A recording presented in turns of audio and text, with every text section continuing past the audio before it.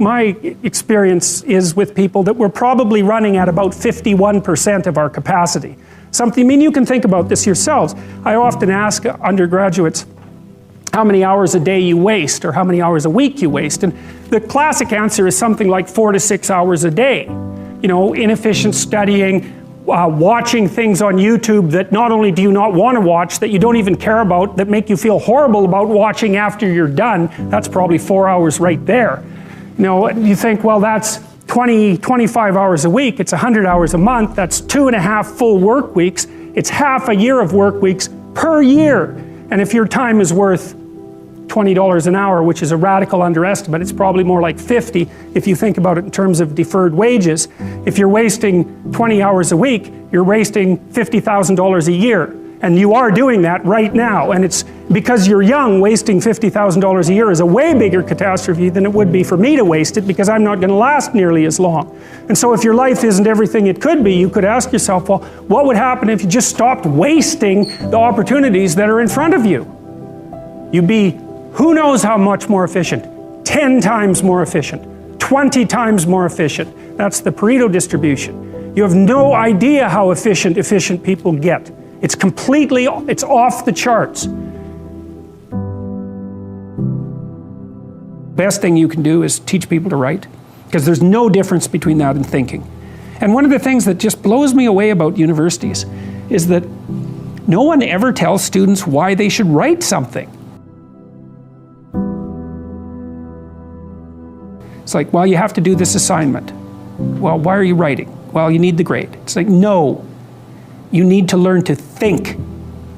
Because thinking makes you act effectively in the world. Thinking makes you win the battles you undertake. And those could be battles for good things. If you can think and speak and write, you are absolutely deadly. Nothing can get in your way. So that's why you learn to write. It's like, and I can't believe that people aren't just told that.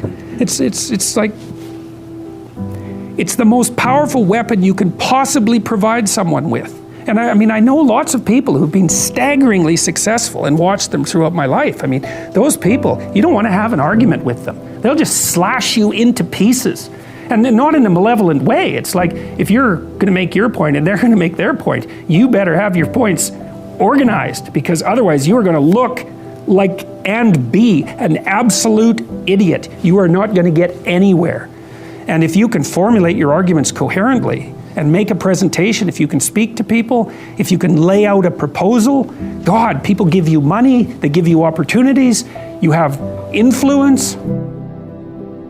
Make it a schedule and stick to it. Okay, so what's the rule with the schedule? It's not a bloody prison. That's the first thing that people do wrong. They say, well, I don't like to follow a schedule. It's like, well, what kind of schedule are you setting up? Well, I have to do this, then I have to do this, then I have to do this, you know, and then I just go play video games, because who wants to do all these things that I have to do? It's like, wrong. Set the schedule up so that you have the day you want.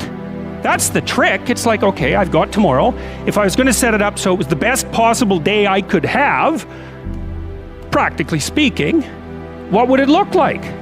Well, then you schedule that, and obviously there's a bit of responsibility that's going to go along with that, because if you have any sense, one of the things that you're going to insist upon is that at the end of the day, you're not in worse shape than you were than at the beginning of the day, right? Because that's a stupid day. If you have a bunch of those in a row, you just dig, you know, you dig yourself a hole and then you bury yourself in it. It's like, sorry, that's just not a good strategy. It's a bad strategy. So maybe 20% of your day has to be responsibility and obligation, or maybe it's more than that, depending on how far behind you are. But even that, you can ask yourself, okay, well, I've got these responsibilities, I have to schedule the things in. What's the right ratio of responsibility to reward? And you can ask yourself that, just like you'd negotiate with someone who is working for you. It's like, okay, you got to work tomorrow. Okay, so I want you to work tomorrow. And you might say, okay, well, what are you going to do for me that makes it likely that I'll work for you? Well, you could ask yourself that, you know. So maybe you do an hour of responsibility and then you play a video game for 15 minutes. I don't know, whatever turns your crank, man. But, you know, you have to negotiate with yourself and not tyrannize yourself. Like you're negotiating with someone that you care for, that you would like to be productive and have a good life. And that's how you make the schedule. It's like, and then you look at the day and you think, well, if I had that day, that'd be good. Great. you know, and you're useless and horrible, so you'll probably only hit it with about 70% accuracy, but that beats the hell out of 0. Right? And if you hit it even with 50% accuracy, another rule is, well, aim for 51% the next week, or 50.5% for God's sake, or because you're going to hit that position where things start to loop back positively and spiral you upward. Well, and if we all got our act together collectively and stopped making things worse, because that's another thing people do all the time. Not only do they not do what they should to make things better, they actively attempt to make things worse because they're spiteful or resentful or arrogant or deceitful or homicidal or genocidal, or all of those things all bundled together in an absolutely pathological package. If people stopped really, really trying just to make things worse, we have no idea how much better they would get just because of that. So there's this weird dynamic that's part of the existential system of ideas between human vulnerability, social judgment, both of which are major causes of suffering, and the failure of individuals to adopt the responsibility that they know they should adopt. It isn't merely that your fate depends on whether or not you get your act together and to what degree you decide that you're going to live out your own genuine being. It isn't only your fate. It's the fate of everyone that you're networked with. And so, you know, you think, well, there's 7 billion people in the world. We're going to peak at about 9 billion, by the way, and then it'll decline rapidly, but 7 billion people in the world, and who are you? You're just one little dust mote among that 7 billion, and so it really doesn't matter what you do or don't do, but that's simply not the case.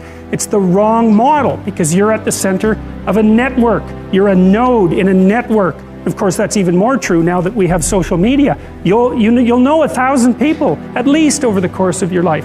And they'll know 1,000 people each, and that puts you one person away from 1 million, and 2 persons away from 1 billion. And so that's how you're connected, and the things you do, they're like dropping a stone in a pond. The ripples move outward, and they affect things in ways that you can't fully comprehend, and it means that the things that you do and that you don't do are far more important than you think. And so if you act that way, of course, the terror of realizing that is that it actually starts to matter what you do. And you might say, well, that's better than living a meaningless existence. It's better for it to matter. But I mean, if you really asked yourself, would you be so sure if you had the choice? I can live with no responsibility whatsoever. The price I pay is that nothing matters. Or I can reverse it and everything matters. But I have to take the responsibility that's associated with that. It's not so obvious to me that people would take the meaningful path. You know, when you say, well, nihilists suffer dreadfully because there's no meaning in their life and they still suffer. Yeah, but the advantage is they have no responsibility. So that's the payoff, and I actually think that's the motivation. Say, well, I can't help being nihilistic. All my belief systems have collapsed. It's like, yeah, maybe you've just allowed them to collapse because it's a hell of a lot easier than acting them out. And the price you pay is some meaningless suffering, but you can always whine about that and people will feel sorry for you, and you have the option of taking the pathway of the martyr, so that's a pretty good deal, all things considered, especially when the alternative is to bear your burden properly and to live forthrightly in the world. Well, what Solzhenitsyn figured out, and so many people in the 20th century, it's not just him, even though he's the best example, is that if you live a pathological life, you pathologize your society. And if enough people do that, then it's hell. Really, really. And you can read the Gulag Archipelago if you have the fortitude to do that, and you'll see exactly what hell is like. And then you can decide if that's a place you'd like to visit, or even more importantly, if it's a place you'd like to visit and take all your family and friends. Because that's what happened in the 20th century. No one can live without a routine. You just forget that. If you guys don't have a routine, I would recommend, like, you get one going, because you cannot be mentally healthy without a routine. You need to pick a time to get up. Whatever time you want, but pick one and stick to it, because otherwise you dysregulate your circadian rhythms and they regulate your mood. Plan a life you'd like to have. And you do that partly by referring to social norms. That's more or less rescuing your father from the belly of the whale, but the other way you do that is by having a little conversation with yourself about as if you don't really know who you are, because you know what you're like. You won't do what you're told. You won't do what you tell yourself to do. You must have noticed that. It's like you're a bad employee and a worse boss, and both of those work, for you. You don't know what you want to do, and then when you tell yourself what to do, you don't do it anyways. You should fire yourself and find someone else to be. But my point is that you have to understand that you're not your own servant, so to speak. You're someone that you have to negotiate with, and you're someone that you want to present the opportunity of having a good life to. And that's hard for people because they don't like themselves very much. So, they're always like cracking the whip and then procrastinating, and cracking the whip and then procrastinating. And it's like, God, it's so boring and such a pathetic way of spending your time. I think what you have to do, and this is part of humility, is you have to look around you within your sphere of influence, like the direct sphere of influence, and fix the things that announce themselves as in need of repair. But one of the main reasons that people don't get what they want is because they don't actually figure out what it is. And the probability that you're going to get what would be good for you, let's say, which would even be better than what you want, right? Because, you might be wrong about what you want, easily. But maybe you could get what would really be good for you. Well, why don't you? Well, because you don't try. You don't think, okay, here's what I would like if I could have it. And I don't mean in a way that you manipulate the world to force it to deliver you goods for status or something like that. That isn't what I mean. I mean something like, imagine that you were taking care of yourself like you were someone you actually cared for. And then you thought, okay, I'm caring for this person. I would like things to go as well for them as possible. What would their life have to be like in order for that to be the case? Well, people don't do that. They don't sit down and think, all right, let's figure it out. You've got a life. It's hard, obviously. It's like 3 years from now, you can have what you need. You got to be careful about it. You can't have everything. You can have what would be good for you, but you have to figure out what it is, and then you have to aim at it. Well, my experience with people has been if they figure out what it is that would be good for them, and then they aim at it, then they get it.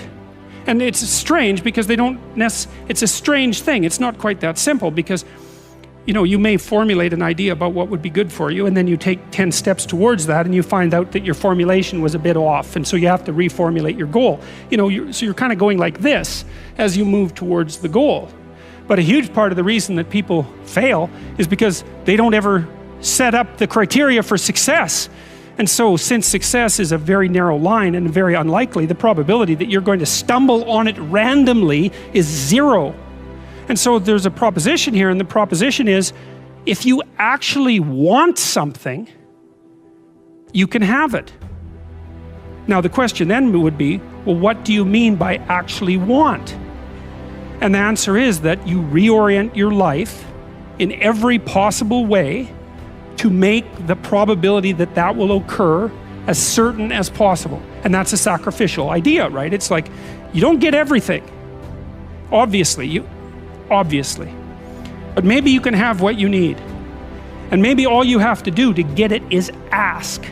But the asking isn't a whim or today's wish. It's like, you have to be deadly serious about it. You have to think, okay, like I'm taking stock of myself. And if I was going to live properly in the world and I was going to set myself up such that being would